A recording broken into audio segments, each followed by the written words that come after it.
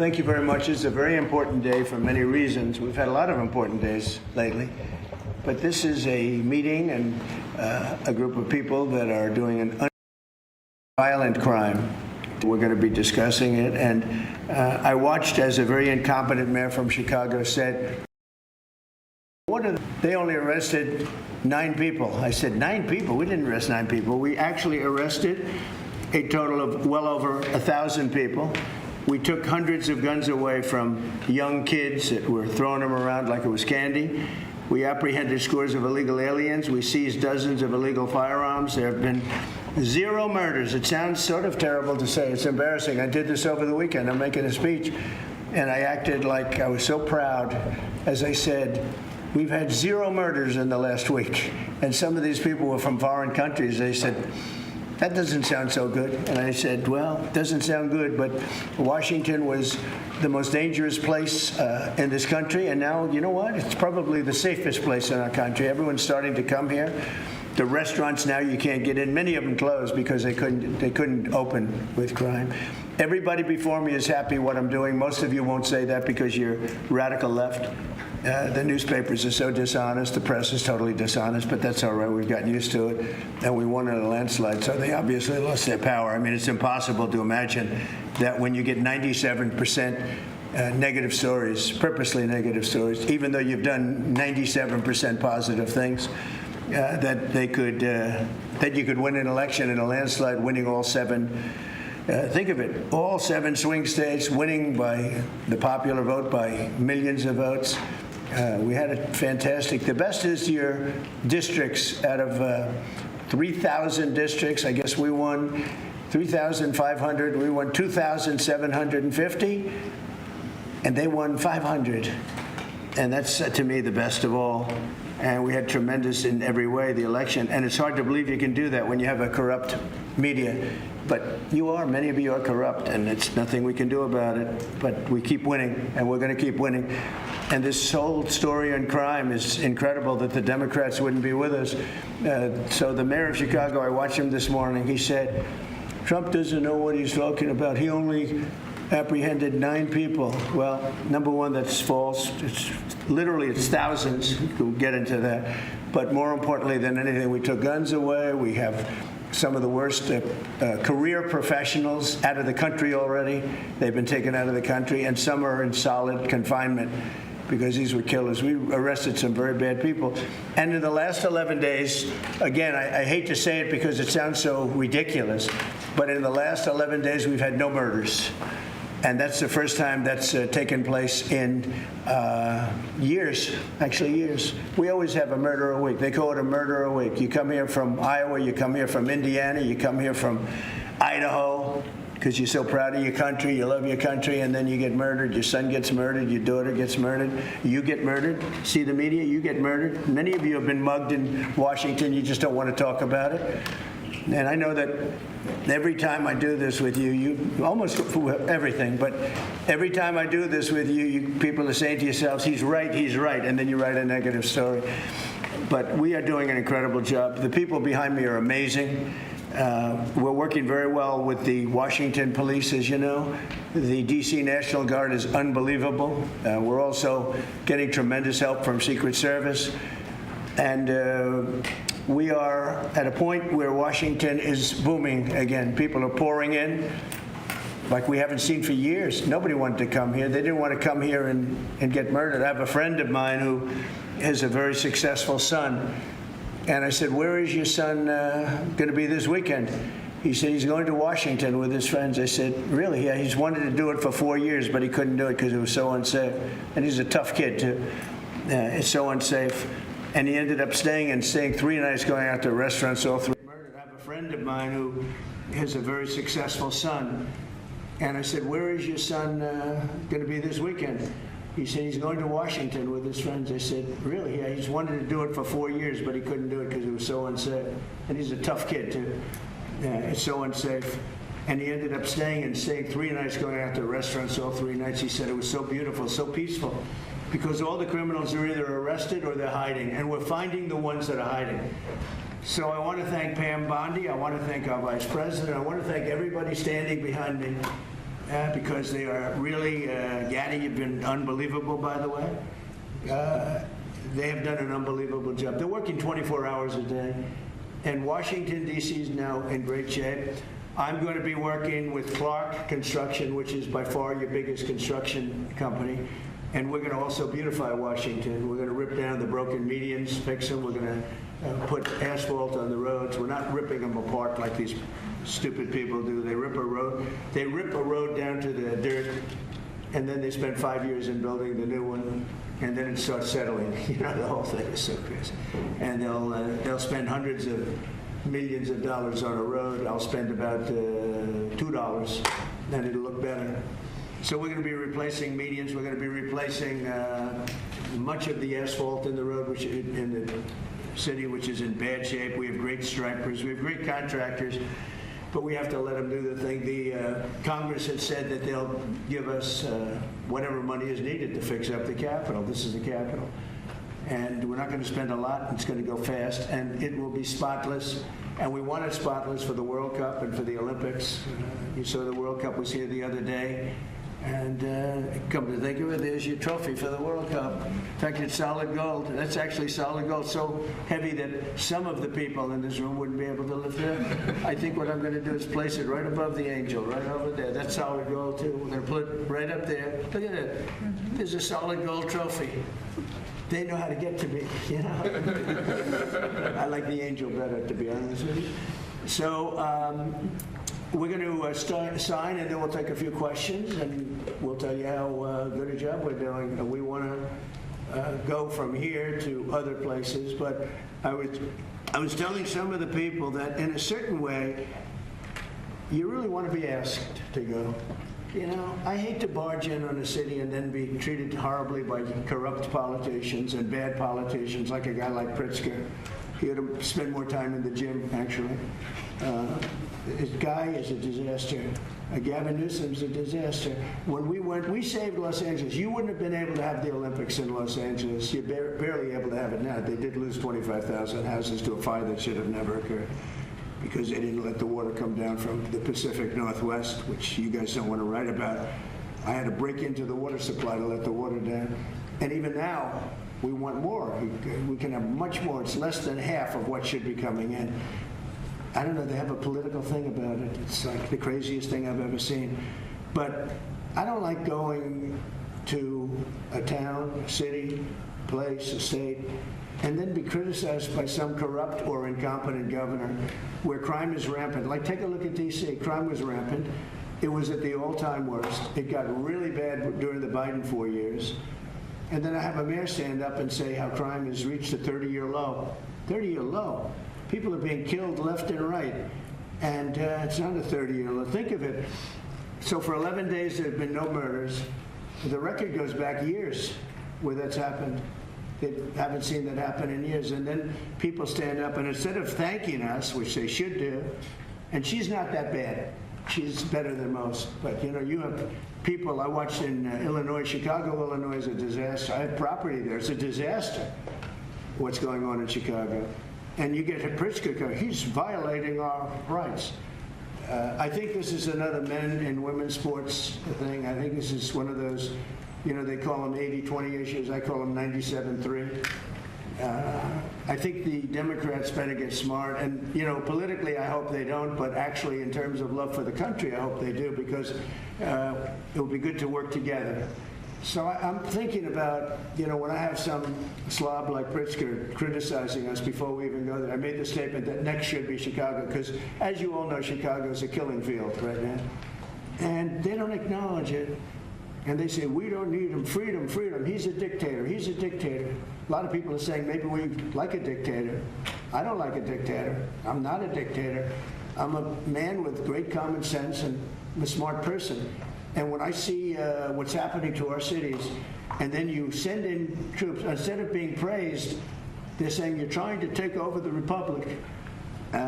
These people are sick. But I'm really saying, and I say this to all of you, in a certain way, we should wait to be asked, because they have cities that are so under control, you know, out of control. So we go in and fix it. They take the full credit for it, and they go out and say, I heard it this morning.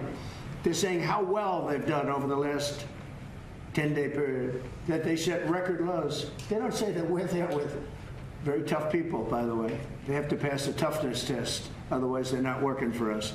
So, and we're allowed to do that now according to the United States Supreme Court decision. Now, they have to pass a toughness test. If they're not tough, we don't want them for this job. They might be great for other jobs, but not for this job, because they're respected. You saw the gang of kids. They were all huddled up, and a group of soldiers walked over. They never even got over. Those kids ran back to their homes or wherever the hell they came from. They were gone. This is one of the safest cities right now in the world, as crazy as that sounds. And it took 7 days. It took really 3 days, but we're now in our 11th day. So I want to thank you. So we had all of these things, 439 illegal alien criminals have been removed, and we have 6 known gang members, some of the worst leaders of gangs anywhere in the country, MS-13 and Tren de Aragua. We have 2 missing children that have been recovered. They thought they were gone. We brought them back to the family. The family started crying. They couldn't believe that they saw their child again. 49 homeless encampments have been removed. Like, we have the head of South Korea coming in a little while, the president, and he drives down the street. Already, his people have told me, he said, what happened? It's so clean. We always came here, it was filthy dirty with homeless and papers all over the road. That's the other thing. Those roads are swept immaculate, but they're going to be much better in a few months when we put a topping on them. They're going to look like they're brand new. We'll get rid of those rusty old medians that have been crashed into 1,000 times, and they don't fix them. They just let them, they lay them down on the road and they sit there for months. But we don't do that. We don't run things. We run things like we run this. We like clean, we like beautiful, and we like safe, and that's what we're getting. So I'll start signing the executive orders. To me, this is a very, very big deal. One of the executive orders has to do with cashless bail. That was when the big crime in this country started. And I can tell you who did it, when, but I don't want to do that because others followed pretty quickly. But that was when it happened. Somebody kills somebody, they go in, don't worry about it, no cash, come back in a couple of months, we'll give you a trial. You never see the person again. And I mean, they kill people and they get out. Cashless bail. They thought it was discriminatory to make people put up money because they just killed 3 people lying on a street. Any street all over the country, cashless bail. We're ending it, but we're starting by ending it in D.C., and that we have the right to do through federalization. Okay, let's go. Could I Yes, ask you to say exactly what this is? Of course. So, as you've consistently identified, sir, cashless bail policies are a key driver of the disorder we see on city streets all over America. Catch and release system allows criminals to keep going back out onto the street and reoffending. What this executive order does, it charges your attorney general with identifying jurisdictions all over the country that have cashless bail policies, and then it withholds or revokes federal funds and grants that are flowing to those jurisdictions to ensure that we're only supporting the people who have reasonable common sense policies around crime. So what area does it cover? Potentially anywhere that has a cashless bail policy. So some of the largest cities, some of the most left-wing states in America have adopted. All of them, right? Illinois would be a great example of that, sir. Oh, they have a great cashless bail. You don't even have to go to court sometimes. No, Illinois, I love that state. It's a great state, but it's run so badly by Pritzker. They threw him out of the family business and he becomes governor. Now he wants to run for president. I don't think that's going to happen. Okay, we'll sign right here, right? Sir. So important. And this isn't Republican, Democrat. This is, and by the way, most Democrats agree with this. But this is just, we got to bring our country back. Okay? That's a big one. Also on the issue of cashless bail, sir, this is a D.C.-specific executive order. In addition to the measures that we're taking that are quite similar to what we're doing around the country, in D.C. in particular, the objective is holding as many criminal defendants in federal custody and subjecting them to federal charges as possible. That means that they'll be held pre-trial in federal jail as opposed to just being cut back out on the streets due to a cashless bail policy. Okay? And we have the room. And by the way, the prison they have in D.C. is horrible. It's horrible. People were subjected to live in that dog trap for so long, so unfairly. I have stories, you'll be hearing about them. That prison is horrible. Okay? This is an executive order that contains a number of additional measures relating to crime and law enforcement in Washington, D.C. It charges, for example, your Secretary of Defense with establishing specialized units in both the D.C. National Guard and the National Guard units around the country, specifically trained and equipped to deal with public order issues. It charges all of your various federal law enforcement agencies with hiring additional personnel to allow them to surge personnel to Washington, D.C. to deal with the current emergency here. It does a number of other things in that space, and it also asks the Attorney General to look at D.C. Metropolitan Police general orders that have currently impeded law enforcement efforts in the city, and to potentially look at unwinding those that are stopping the police from doing their job effectively. And are we going to ask this to be codified by Congress, all of these things? I think we could potentially, yes, sir. I think so. I think we should. I think we'll get it. I think Democrats will vote. Well, it's hard to believe that they might not, but I think Democrats will actually vote for this.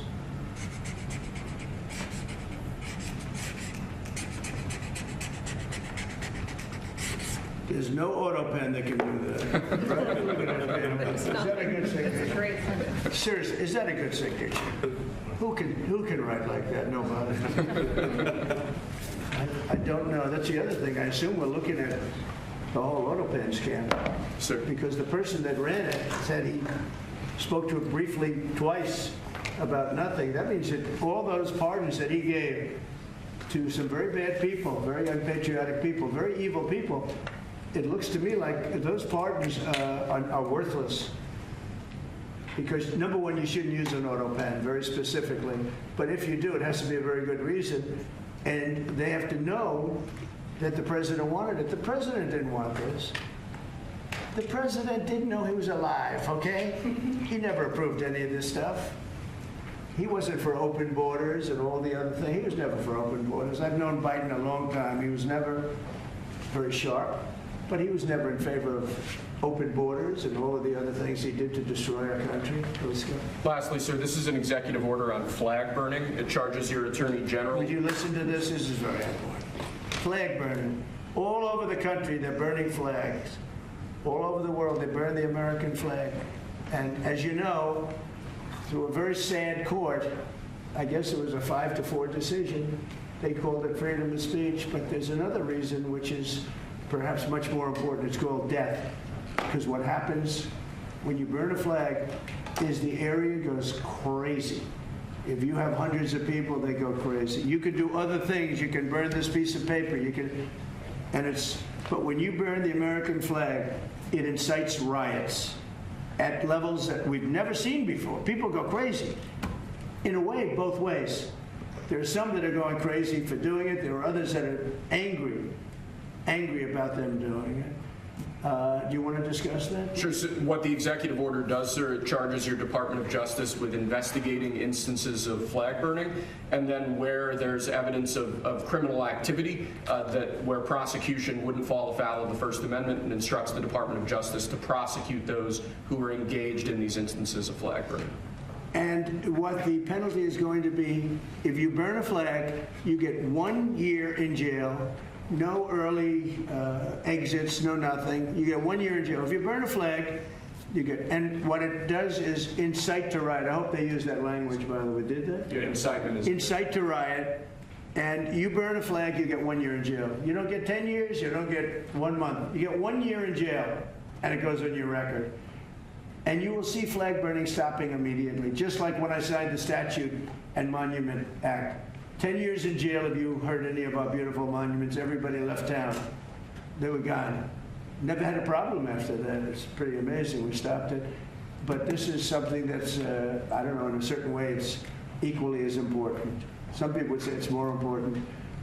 Because the people in this country don't want to see our American flag burned and spit on.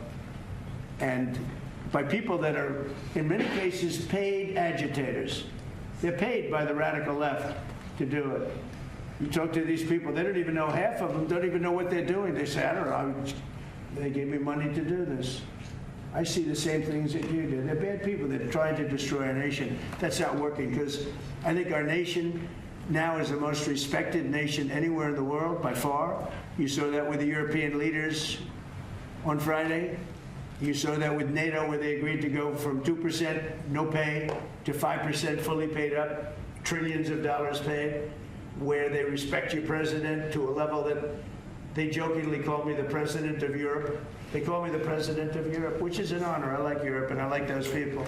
They're good people. They're great leaders.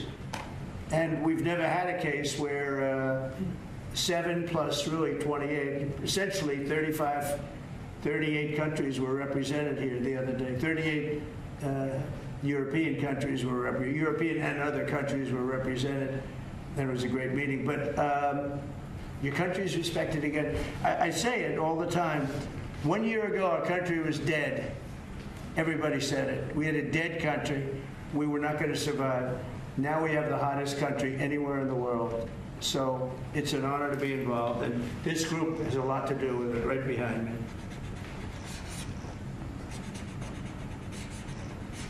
Does anybody behind me have anything? Pam, would you like to say something? Sure, President. Thank you for keeping D.C. safe. You know, just a couple examples of a mother, a single mom, whose house was burglarized, and the defendant got out on cashless bail, went back the next night and burglarized her house again. That's why this is so important. A man got in a fight with another guy. He had a gun. He was let out. Next night, he got out, went back, and killed him. So that's why it's so important, President, what you're doing. And thank you for protecting the American flag. And we'll do that without running afoul of the First Amendment as well. And President, I think I think Gadi Serralta had something he wanted to give you on behalf of all the law enforcement who are out there every single night. Yes. Thank you for putting me in charge of this surge. As the director of the United States Marshal Service, it's the oldest law enforcement agency. It was created in 1789. So on behalf of all the federal law enforcement agencies that we're working with and those that have yet to join the team, we thought it was only appropriate to present you with an honorary United States Marshal Service badge. And this badge comes with this little item right here, which is a handcuff key, Mr. President, because you continue through your policies and your efforts with your staff to unhandcuff law enforcement officers all over this nation. And I can tell you personally that they thank you for that. Thank you. That's beautiful. You can continue unhandcuffing law enforcement. That's a very great honor. I'll save that and put it someplace up, which is important. Thank you very much, Gary. Appreciate it. Thank you very much. Really nice. Thank you. That's very nice. Thank you. Well, we love those people. They're brave and they love our country, and they don't want to see it. Do you know how many people volunteered for this job? And before I ask the VP to say a few words, because he feels very strongly about it, I think it's very important, Pam, that when we do this, that a state required, they come and ask us. I mean, I see Pritzker saying, we don't want them. In the meantime, his city is being shot to hell. And they do that politically. And they probably do want it. If we didn't go to Los Angeles, you would literally have had to call off the Olympics. It was so bad. And the sheriff and the law enforcement people, but the sheriff said, and he came out very strongly, he said, if we didn't have these people, we were not able to control it. Now, 4 days later, after we had it totally under control, we did that quickly. He changed his tune a little bit. Well, I think we could have done it. They were dead.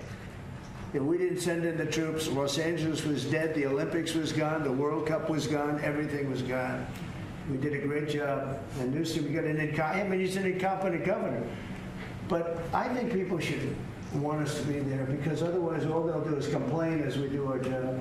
So we'll have to think about that, okay?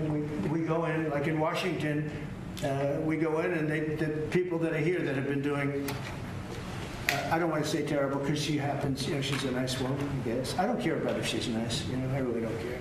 I wanted to do. I'd rather have them be horrible, but do the job. But we come into Washington and we have the 11 best days they've had here in 2 centuries. I mean, they've never seen anything like it. Let's go 2 decades. In over 20 years, they haven't seen anything like what happened. And now they're out there saying, we don't have crime in Washington. Well, that's true. For 11 days, you don't have crime. But before that, everybody was getting hit and mugged, and you people could not walk to your office without security. That's how unsafe it was. So I think we should really let them have their city, let their city go to hell, and when they come and beg us to help. The only problem is we want to save it for the people, because the people want us to help. The people here, 95% of the people here want us. The real people, not the people you find on, I don't know where you find these people. You have one person that has a broken nose. Where'd you get it? Well, I was mugged. Good. Do you want to see Trump here with? No, I don't want. The woman has a broken nose. She got mugged. But she's saying she doesn't want any protection. It's all made up fake news. It's just fake news. I don't know where you find these people. Anyway, would you say a couple of words, please? And then I'm going to ask JD to say something. You have done an unbelievable job in a short period of time. Thank you, Mr. President. Highly recommended by, you know who, right? Yes, sir. You want to say his name? Mr. Youngkin, Governor Youngkin. Yes, sir. We stole you from He Governor. called me. That's right. He called me. Glenn Youngkin called, and he said, "I have somebody who's really fantastic." And based on that recommendation, here you are. You've done a fantastic job. I appreciate it. Thank you, Mr. President. Thank you. Go ahead. The men and women of the Metropolitan Police Department are back. They enjoy doing their job again. They feel the ability to go out and be law enforcement officers. They feel that they're connected to their communities again. They are making a difference. Thanks to you, Mr. President, and our federal task force, you are making D.C. safe once again. Thank you, sir. It's going to get better and better. Well, it can't get much better. There's no crime. I read where crime's down 89%. I said, really? Who are the 11%? Okay? There's no crime. JD, please. Yes, sir. Well, thanks, Mr. President. Thanks to the incredible team here. You know, I want to echo something the President said, where you say there haven't been murders in a couple of weeks in D.C., and it doesn't sound good, but then you talk to local law enforcement, and I didn't realize this, that this town averaged 1 murder every other day for the last 20, 30 years, which means that in 2 short weeks, the President and the team have saved 6 or 7 lives, people who would have been killed on the streets of D.C., who are now living, breathing, spending time with their families, because the President had the willpower to say, no more. We're not going to give the streets of D.C. over to vagrants and robbers and murderers. And the last point I want to make, sir, to your point about we want people to welcome us, to ask us, because look at Governor Pritzker in Illinois, or Governor Newsom in Los Angeles, or Governor Moore in Maryland. They are angrier about the fact that the President of the United States is offering to help them get their crime under control than they are about the fact that murderers are running roughshod over their cities and have been for decades.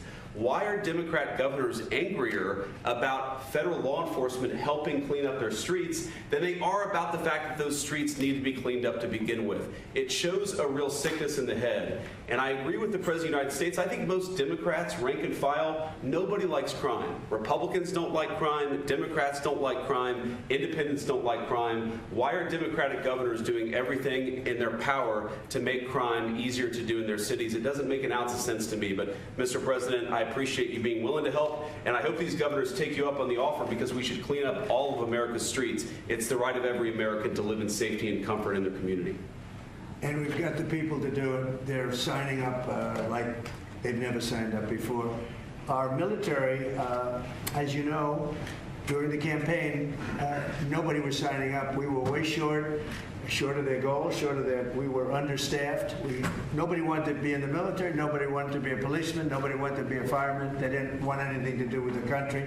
We had an incompetent, grossly incompetent president who frankly should not have been there.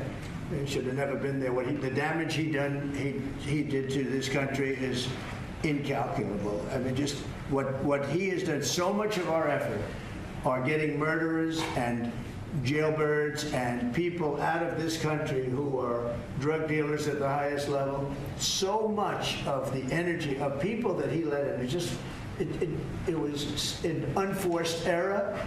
But I don't think they think it's an error. But I don't believe he believed it. It was the radical lunatics that surrounded this guy at this desk who are brilliant people, but with the wrong philosophy. There were some brilliant people, but they're evil people, and they're going to be brought down. They have to be brought down because they really hurt our country. But we're getting it back very quickly. And I'll tell you something, our country's now it's stronger. I think we're more respected than we've been respected in 100 years. It's a whole different ballgame. JD, could I ask you, Yes, sir. You gave a stat on murders here. What were the numbers? You said in a short period of time how many people were murdered? Local law enforcement told me, sir, that in the past 20 or 30 years, D.C. has averaged a murder every other day. That's, 200 murders a year, 150, 250, but about every other day a person has been killed on the streets of Washington, D.C. We've been doing this for 2 weeks. 0 people killed. That's real lives saved that the media and, frankly, the entire Democratic Party should be saying, thank you for saving lives instead of attacking the President of the United States for doing so. You know, when a person, unfortunately, it will probably happen at some point, when a person's murdered in D.C., it's going to be the biggest story maybe in history. Right? Yes, sir. Somebody was murdered in D.C. Trump is failing. No, we're not failing. We have a safe city. This is maybe the safest city in America right now. That's how good it is. And it would be nice to be appreciated. These people eventually, they're going to have to be appreciated for what they're doing. And they're going to have to be appreciated by the officials that are really happy when we go in because they've lost control of their place. Steve Miller, please, say a few words. Thank you, sir. So just to, first of all, follow up on what the Vice President said, no police officer working in the city can remember a time in their lives when there has been no murders. You can work with the police department for 20 years, 30 years, your whole life. We've checked the records. No one could even find a record of being murder-free for as long as you've been murder-free under President Trump's leadership. Additionally, and the President spoke about this before, we've uncovered, in the process of uncovering, a massive scandal in Washington, D.C. with the doctoring of crime stats. And the Department of Justice, under the Attorney General, is leading the effort to uncover this. But when we ultimately share the results, it will stun you.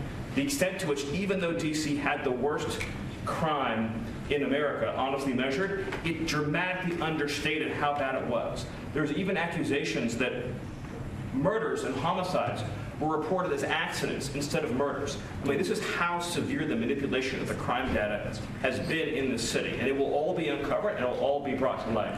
I've had a chance to spend some time, as is everyone here, with the police officers in the city.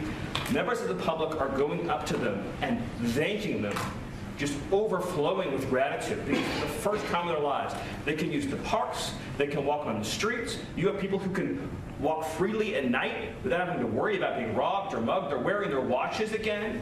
They're wearing jewelry again. They're carrying purses again. People had changed their whole lives in this city for fear of being murdered, mugged, and carjacked. It is a literal statement that President Trump has freed 700,000 people in this city who were living under the rule of criminals and thugs. And the last thing I'll say is that under the efforts of Terry, to my left and many here, what they found also is that the street criminals here in Washington, D.C. were doing business directly with the transnational criminal cartels, the foreign terrorist organizations. So not only was the city being run by these criminal thugs, but they were working with some of the most dangerous terrorist organizations on the planet to traffic weapons and drugs into this city. And what we are uncovering every day is shocking to us, and we look forward to sharing all the results with you. But President Trump, your leadership has uncovered some of the great public safety scandals of our life, and now because of you, people are safe and free for the first time ever in this city. Thank you very much, Chief. In Los Angeles, Beverly Hills is a great place. I have a house there. I had a house there. I used to stay a lot of time, spend a lot of time there. And a great place. You know that I have friends, they leave their trunk open for their car because they know they're going to be vandalized. They don't want the trunk ripped off in order for them to steal what's in the back. They leave the doors open so when they go in to steal the radio or whatever they take, that they don't rip off the door. They leave the doors totally open so the criminals, when they go and open the door, they don't have to break the windows and kill the car in order to steal whatever it is in the car that they're looking for. And that's at a level that nobody's ever seen before. Nobody lives like that. I have another friend, he has a garage, and in order to save his garage door, he leaves it open so that people can just walk into his garage, take whatever they want, and leave. But all the cars so many cars, I've been told this by many people, stars, big people, they leave their doors open so the doors aren't destroyed by these criminals. All over Los Angeles this is taking place. And you know that. I mean, you've heard that. Christy, could you say a few words? Sure. Well, Mr. President, I think one of the most impactful statistics that you used today was of the 1,000 arrests that have happened already so far, 439 of them were illegal criminals, which means they never should have been in this country to begin with. But they were in this country, invaded over our southern border or our northern border or maritime seas, and then they committed crimes against the American people. So by getting those individuals incarcerated, we've stopped those violent crimes from happening here in the city. And sir, they do. Exactly like Stephen was talking, they have ties to cartels. They have networks across this country in other cities. So by what you're doing here is going to have a ripple effect in Miami, in Chicago, in other cities, because you're grabbing those networks and giving us information and targeting information to go and get more criminals across this country. So thank you for the work that you're doing. We have ICE and CBP, Federal Protective Services, Secret Service, HSI, all of our officers are working with all the other agencies every day here in DC, and they're so proud to have this kind of partnership. So they're so glad that you're letting them do their jobs again.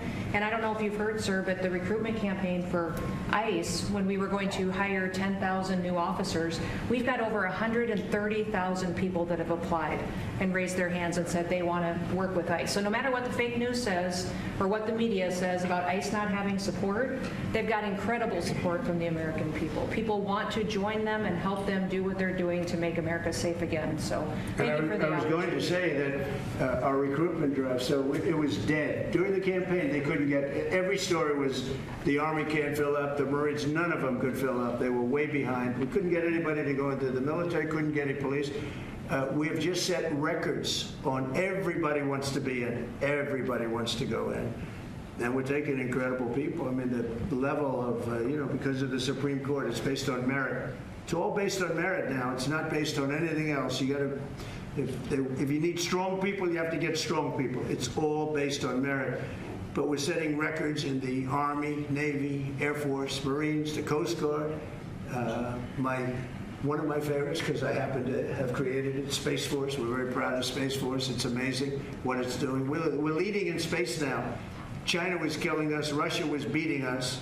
China was killing us. We're now killing China. We are leading in space by a lot because of Space Force.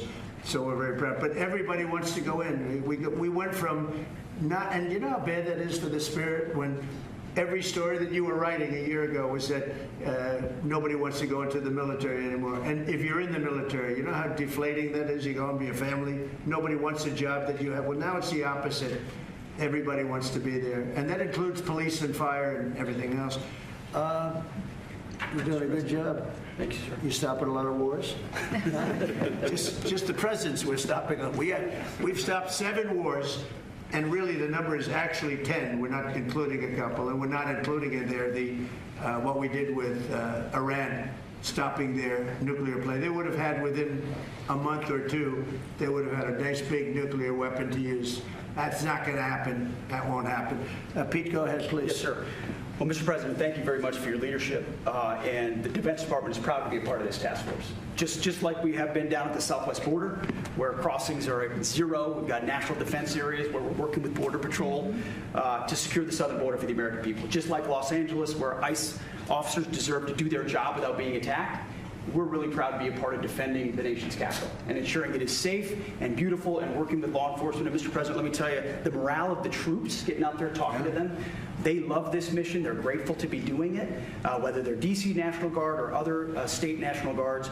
And at your direction as well, sir, it's just common sense to make sure they're armed as well. And so we're rolling out ensuring they're armed, capable of defending themselves and others if need be, supporting law enforcement, and we're proud to be there, sir.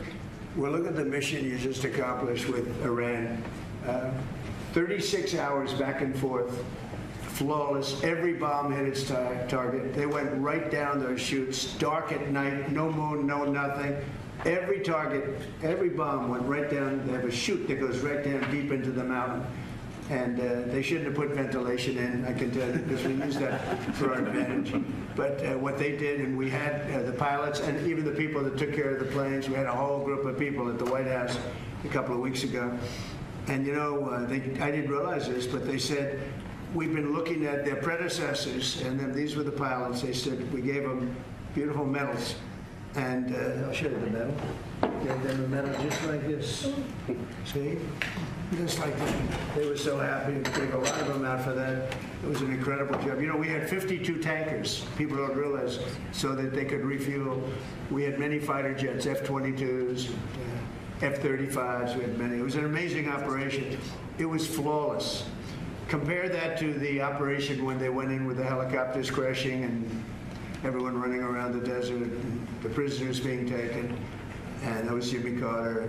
What a horrible thing. This was the exact opposite. This was the exact opposite of what they did in leaving a very, very nice place. The Taliban runs a tough operation in Afghanistan, and I think it was the most embarrassing day in the history of our country. That was Biden. I was leaving, and we would have left through strength, tremendous strength. We would have we would have kept Bagram, which is the air base, one of the largest runways in the world, one of the most powerful. You could land anything on it, many, many feet thick. You don't build them that way anymore. You can't. But we left it, and now China's occupying that air base.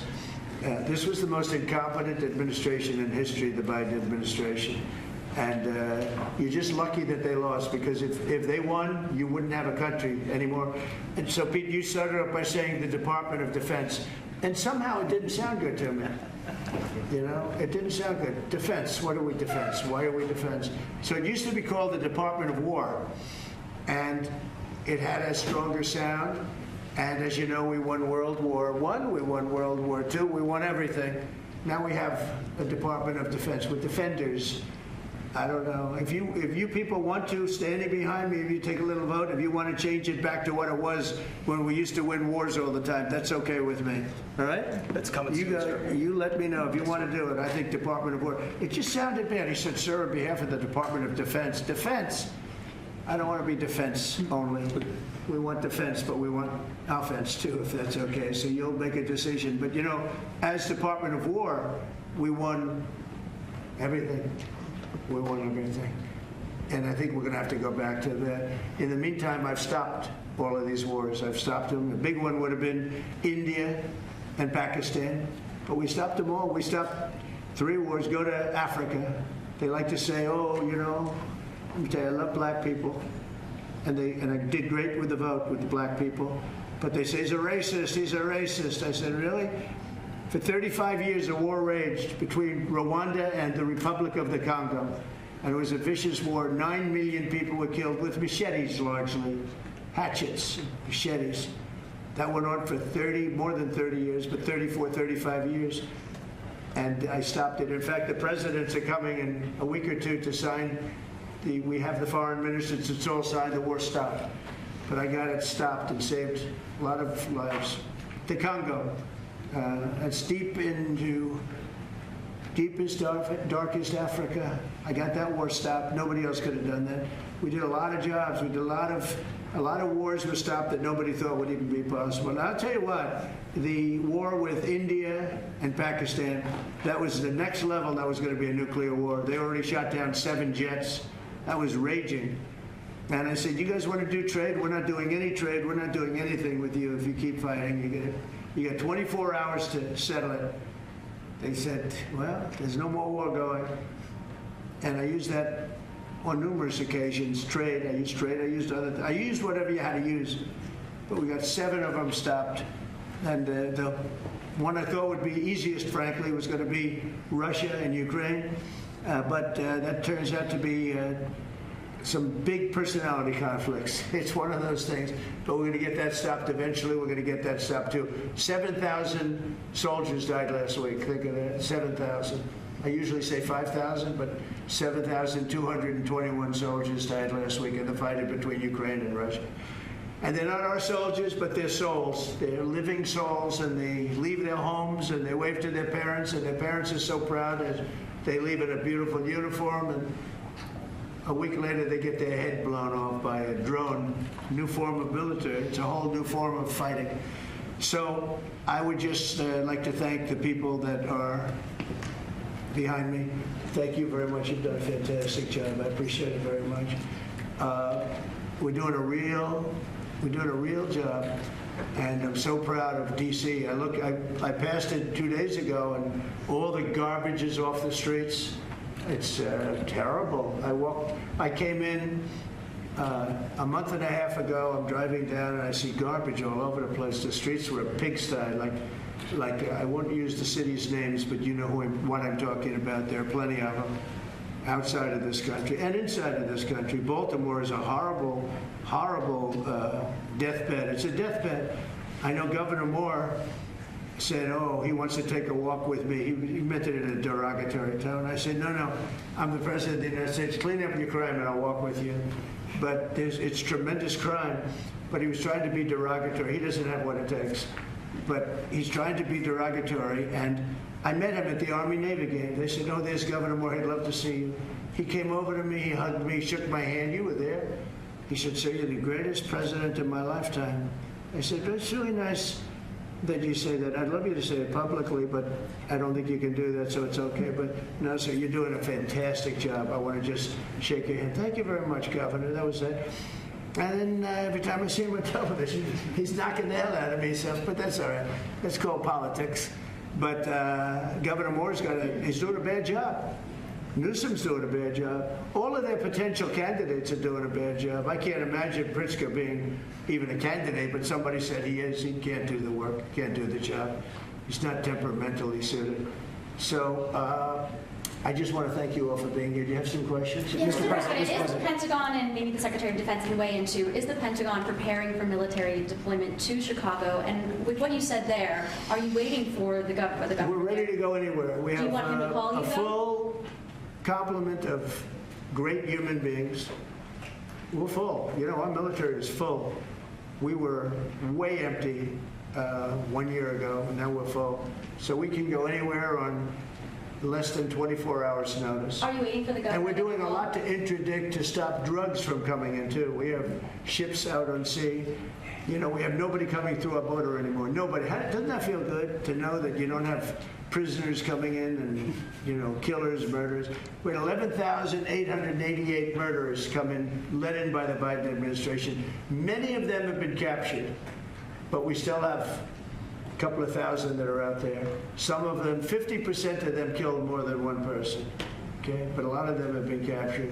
What they've done to our country, these people that circle this moron that we had behind this desk, what they've done to our country is unthinkable. It's unthinkable. I mean, if you think so much of our time is devoted to correcting a problem that all they had to do is say, close the borders. Remember when he said, well, I have no power to close the border. I have to go back and get an act from Congress. I didn't get an act from Congress. I came in, I said, close the borders. And Tom Homan, who's not here, has been fantastic, Christy, right? He has been, yes. Tom Homan is great. He's a fantastic man and respected by everybody. But I said, Tom, close the borders. Christy, close the borders. The borders were closed. We didn't go to Congress and get permission. We just closed the borders. And in the last 3 months, hard to believe this one too, in the last 3 months, we've had 0 people come into our country illegally through the southern border. Nobody would have said that's possible. Yeah, please. Thank you, Mr. President. Today, MS-13 gangbanger and human trafficker Kilmar Abrego Garcia turned himself into ICE in Baltimore. Do you have any comment on this? And why are the Democrats so emotionally attached to this man who beats his wife and is part of a terrorist organization? Because they think he's going to be good for votes, and I think he's very bad for votes. These people are deranged. He's not good for votes. He beat the hell out of his wife. His wife is afraid to even talk about him. She's been mauled by this animal. And, you know, through a system of liberal courts, you know, he's doing things. But, no, we have that under control. And Pam has got that very much under control. Do you want to comment on it, Pam? No, we got him under control. He will no longer terrorize our country. He's currently charged with human smuggling, including children. The guy needs to be in prison. He doesn't need to be on the streets like all these liberals want him to be. And as part of this operation here in D.C., we've also taken off MS-13 members. We've taken, I think just last night, we got a TDA guy off our streets right here, right around from where we all work. Another TDA member gone because of this project. So we're going to keep America safe from all of these foreign terrorist organizations, including Abrego Garcia. Mr. President, If we could get your reaction, sir. The Israelis bombed a hospital in Gaza, killed 20 people, including 5 journalists. When did this happen? This happened overnight, today. I didn't know that. Any reaction to this? Well, I'm not happy about it. I don't want to see it. At the same time, we have to end that whole nightmare. I'm the one that got the hostages out. I got them out, all of them. Steve Witkoff has been amazing. He's done a great job. But I'm the one that got them all out through my people and through me. And now we're left with probably a little bit less than 20 because I think 1 or 2 are gone. And I said a long time ago, I'm going to get them out, but when we get down to that final 10 or 20, these people aren't going to release them because they're dead after they release them. So it's a nasty situation, very nasty, horrible thing. Mr. Yes. President, could you please elaborate on your post on South Korea? What were you referring to? Well, I heard that there were raids on churches over the last few days, very vicious raids on churches by the new government in South Korea, that they even went into our military base and got information, and they probably shouldn't have done that. But I heard bad things. I don't know if it's true or not. I'll be finding out. As you know, your new president's coming in just a couple of hours coming here. I look forward to meeting him. But we won't stand for that. We just won't stand for that. Sorry, Mr. President, are you prepared to order National Guard troops, though, into American cities if those governors don't request the federal deployment? I am, but I also think that, look, Chicago, everybody knows how bad it is. Everybody standing there knows. We know. You don't have to be doing any studies. They should be saying, please come in. Pritzker should be saying that. You know, I did a favor for Christy Whitmer, a good favor, I think, with the fish, the carp, the China carp. Did you ever hear of it? China carp. And it's taken over your Great Lakes. You know about that, right?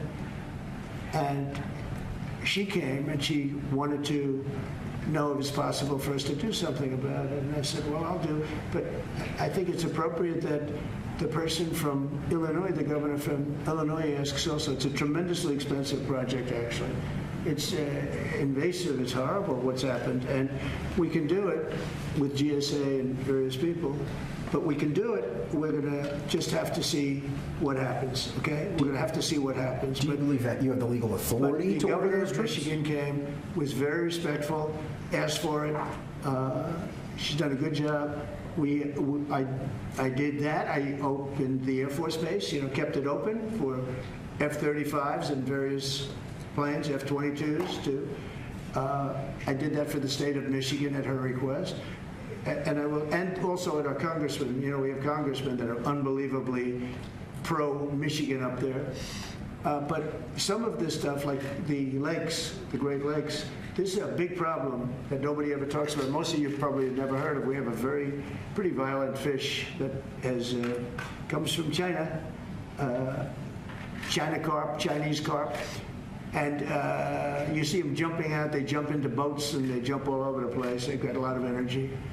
And there's a way of getting rid of them. It's very expensive. And I didn't get a request from the governor of Illinois. Is affected maybe more than anybody else, right? And I think until I get that request from that guy, I'm not going to do anything about it. And I feel the same way about crime.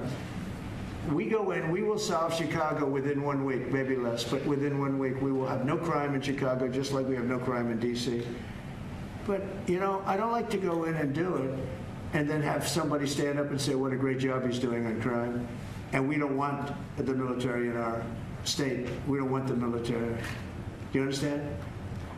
But these governors will say So I don't know. there was no emergency We're gonna have a response. meeting, I think, I feel like we go in and we do it, like here. to a lesser extent with the mayor. She hasn't been terrible, but she hasn't been, exactly saying, oh, great.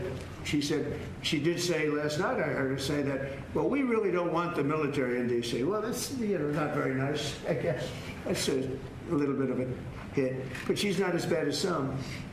We saved Los Angeles, and all we did is get criticized by this idiot that's running the state into the ground, right? Where people are leaving. He should be thanking us, and he should be requesting us to be there. And the governor of Illinois should be. Chicago is a disaster. And the governor of Illinois should say, President, would you do us the honor of cleaning up our city? We need help. They need help. They need help. But without that request, do you believe you have the We authority? may wait. We may or may not. We may just go in and do it, which is probably what we should do. The problem is, it's not nice when you go in and do it and somebody else is standing there saying, as we give great results, say, we don't want the military. They need help badly. Chicago desperately needs help. Just look at the crime statistics. Look at the statistics that JD said about, even I didn't know it was that bad. That's terrible. But all I know is we're being celebrated because we went an entire week. Now it's 11 days. We went an entire week without a murder. And I said, boy, that sounds terrible. I didn't know how to, I actually made a speech. I didn't know how to say it because it's a great number. It's a great thing, but it sounds so bad. I mean, supposing you're from a foreign country, which is properly run and they don't have murders and things, right, so much, or in some cases virtually at all. And you have somebody saying, I'm proud to announce that nobody was murdered in the capital of the United States this week. It sounds terrible, but... Mr. President, Gavin Newsom, you mentioned Gavin Newsom on crime. Gavin Newsom, yes. Is there a federal mechanism you're hoping to use to fight back against his redistricting constitutional amendment, or is that... Well, I think I'm going to be filing a lawsuit pretty soon, and I think we're going to be very successful in it. We're going to be filing it through the Department of Justice. That's going to happen. And we're also going to be filing a lawsuit on blue slipping. Blue slips make it impossible for me as president to appoint a judge or a U.S. attorney because they have a gentleman's agreement. It's nothing memorialized. It's a gentleman's agreement that's about 100 years old, where if you have a president like a Republican and if you have a Democrat senator, that senator can stop you from appointing a judge or a U.S. attorney. In particular, those are the two, I guess anything, but those are the two that are very important. So we have numerous states where we have unbelievable people. Now, Jay Clayton was just approved in the Southern District, but he was so good. He was a top student, top schools, top everything, went to Sullivan and Cromwell, became the head of Sullivan and Cromwell, came down here, was Securities and Exchange Commission, ran it for 4 years during my term, impeccably, beautiful job. And we went to court, and the judges, Democrat judges, voted that he could. That's the only way you get by it. But generally speaking, you can't do that because you'll have judges from the other party. So Jay Clayton just got approved, and he's in, but he didn't get approved by the senators. He got approved by the court system in New York, which was a great thing. And I had a big victory in New York, I might add. I saved myself $500 million with a fake, corrupt attorney general, a really corrupt person with a corrupt judge who was disgraceful, and they're being mauled right now by everybody. Just, it's so corrupt, and it kept business out of New York, stuff like that. But the appellate division vacated all of that stuff that you read about, and we're going to do a big number on that whole thing. You can't have a corrupt court system. You can't have that. You have to have borders, and you have to have a free press. Otherwise, you don't have a country.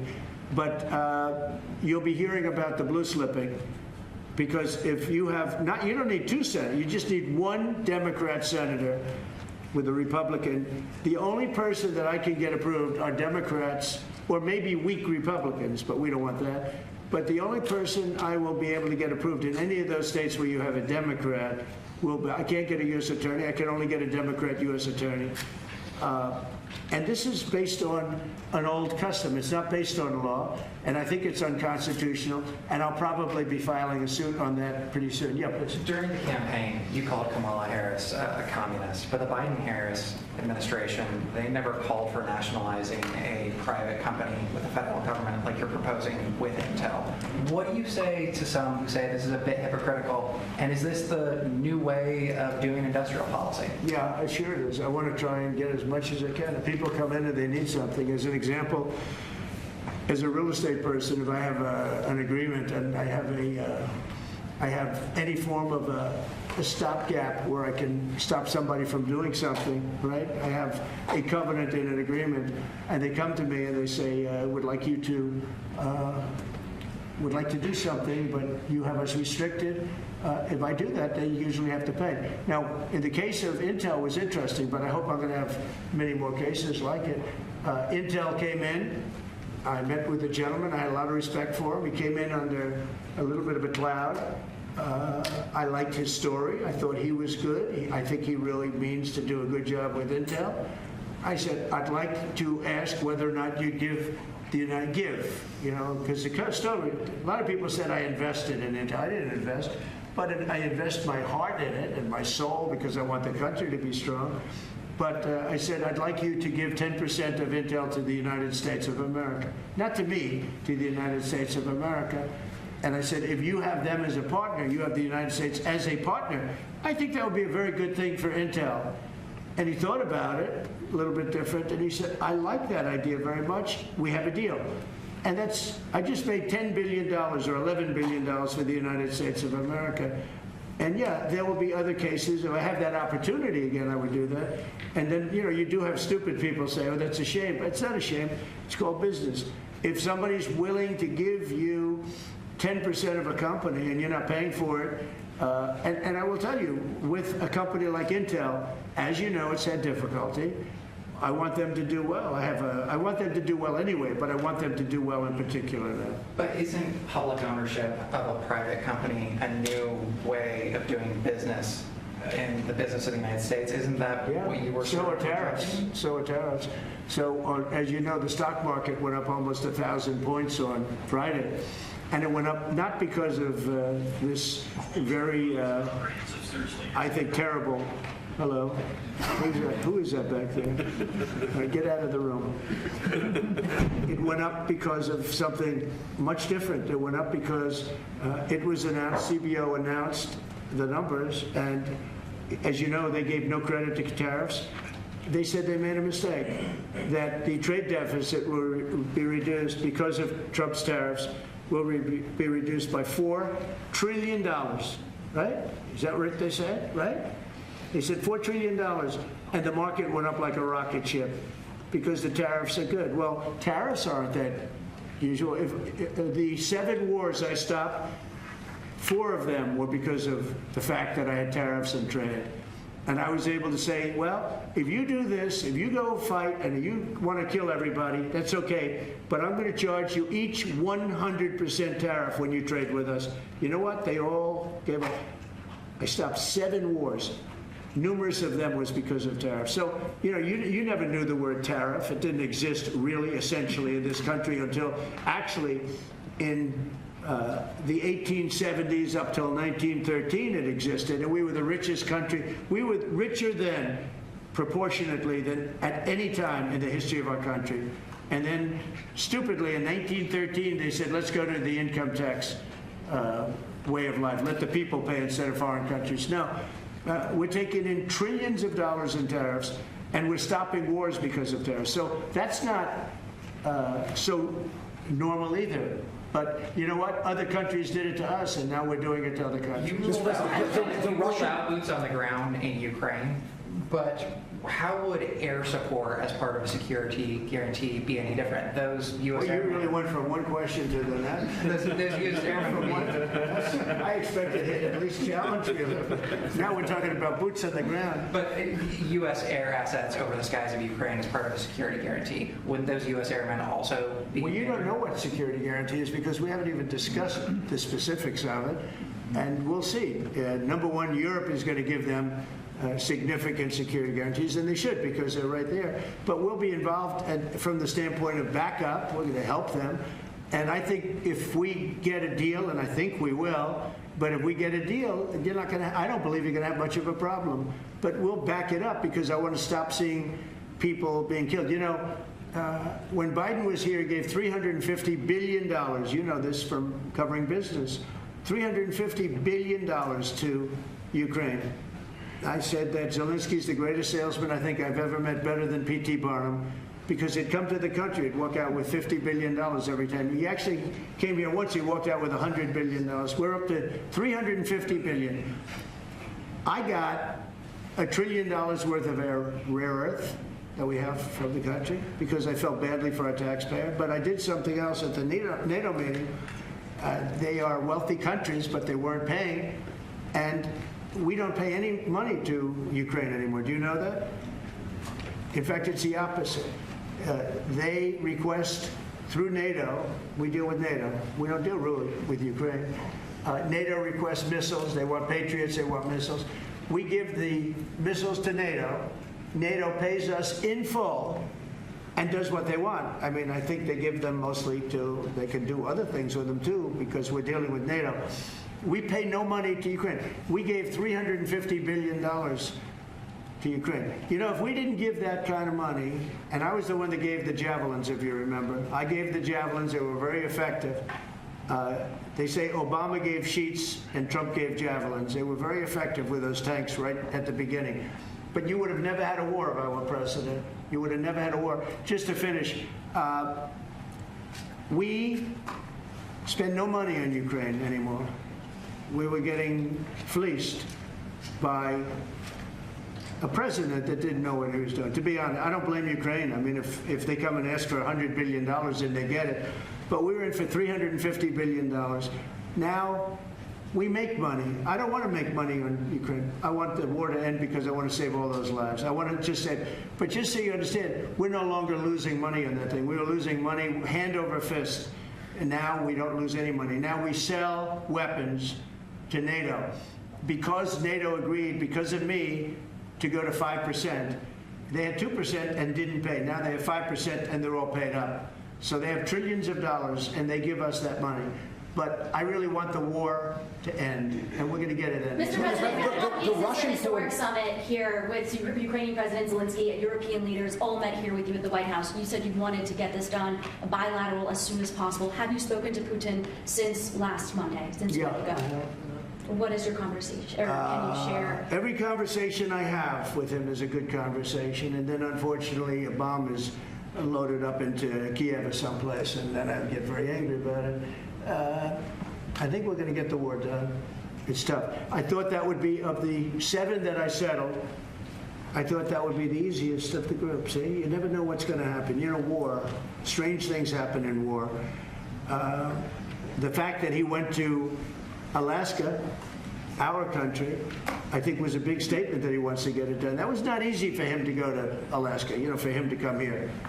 But the fact that he showed up on a very successful day, it was a very successful day for other things. Because, you know, we're also talking about missiles, nuclear. We're talking about a lot of different things. We're talking about limiting nuclear weapons. We'll get China into that. We have the most. Russia has the second most, and China has third, but China is way behind, but they'll catch us in 5 years. We would like to denuclearize. It's too much power. And we talked about that also. That's part of it.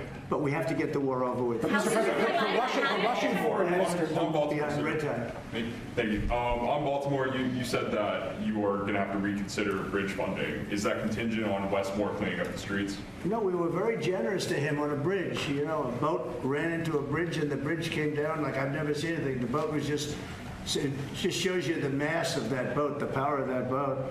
You know, people were up on that bridge, painters. They were painting the bridge and they were watching it happen. And they thought they were very safe. They all died.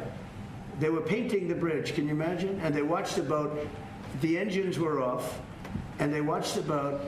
And the power of that boat, the mass of that boat, went right through that steel just like it was nothing. It's amazing. It's called mass. Mass is a big deal. But the mass of that boat, those people all died. But they thought they were totally safe. Two of them were eating their lunch. They were, whatever. They were watching it. They could have gotten off. Somebody did a very good job. A police officer called in and said, close the bridge, and he did it with power. Get everybody off the bridge, close that guy should get a medal because he stopped the bridge. A lot of people would have died, a lot more people would have died. The ones that died were the workers on the bridge. And they thought there was no danger because, it's a big steel bridge. And it came down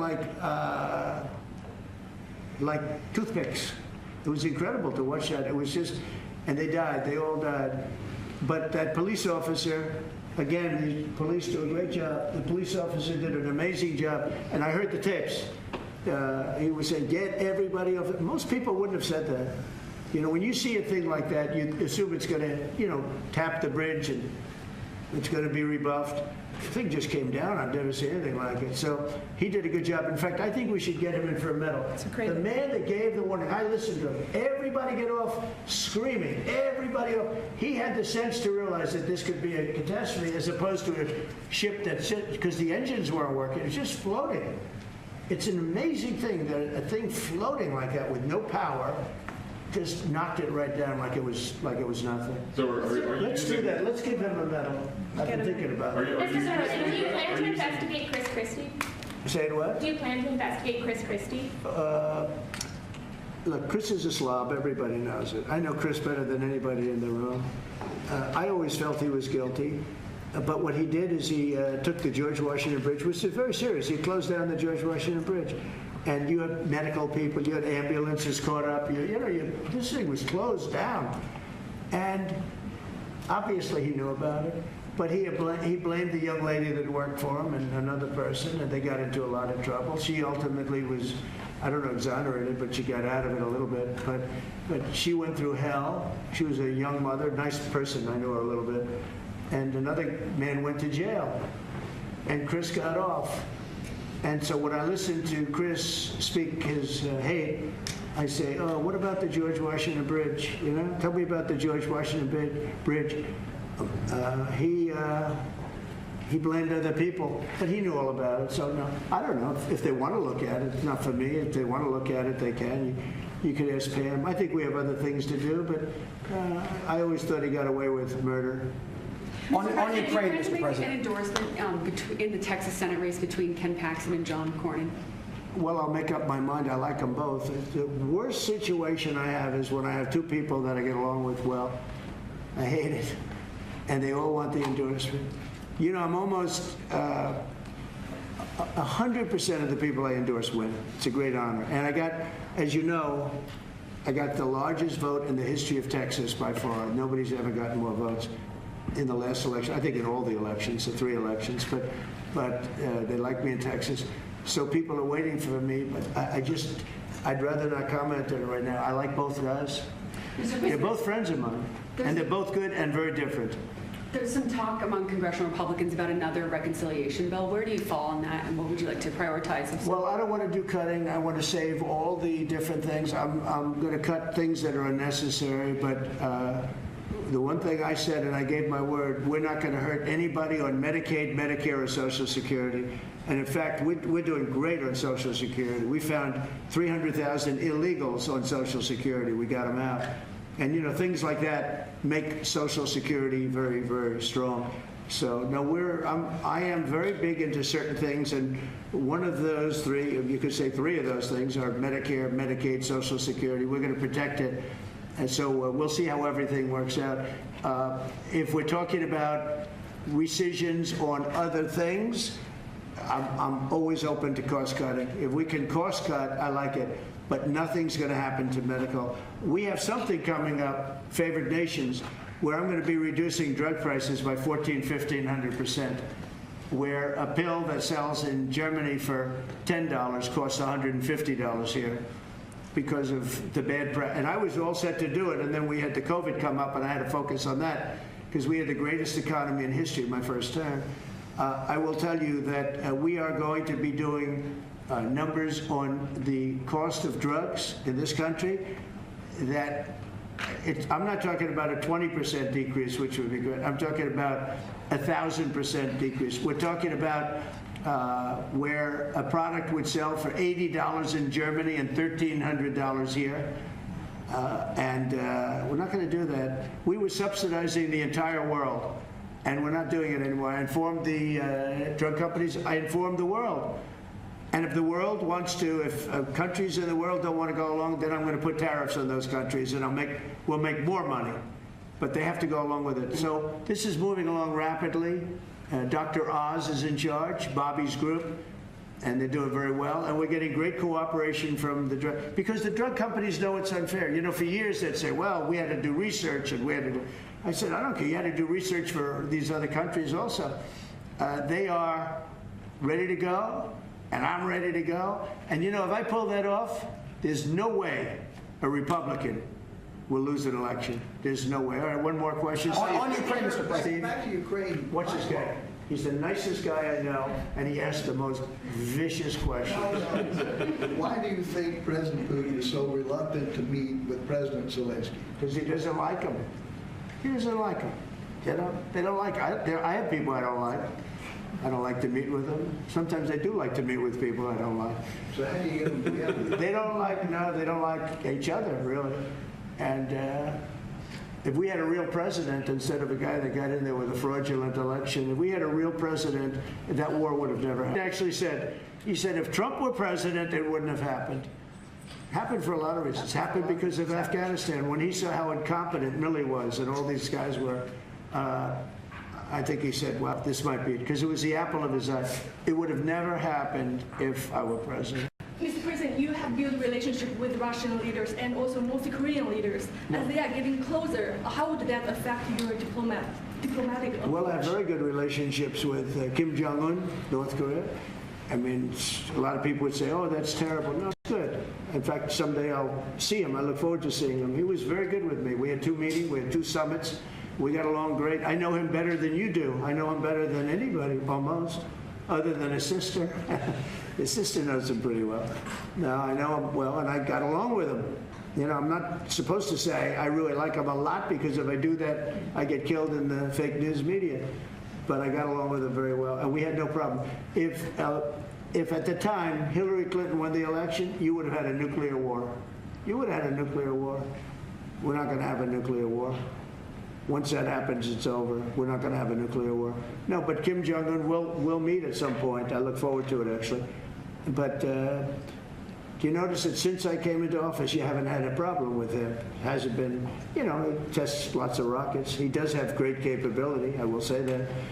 But I think a lot of good things are happening for our country, a lot of really good things. And the thing we're here today to talk about is crime, and specifically in D.C. I am so proud of what these people, every one of them, what they've done in D.C., because to literally stop crime on a button. I'd walk down that street right now. If I were, friends of mine are going out to dinner now. They haven't gone out to dinner in 4 years. They were afraid, they were petrified. Half the restaurants closed because nobody could go because they're afraid to go outside. Now those restaurants are open, and new restaurants are opening up. It's like a boom town. It's a great thing to see, and I'm very proud of the people behind me. Thank you very much, everybody. Thank you, guys.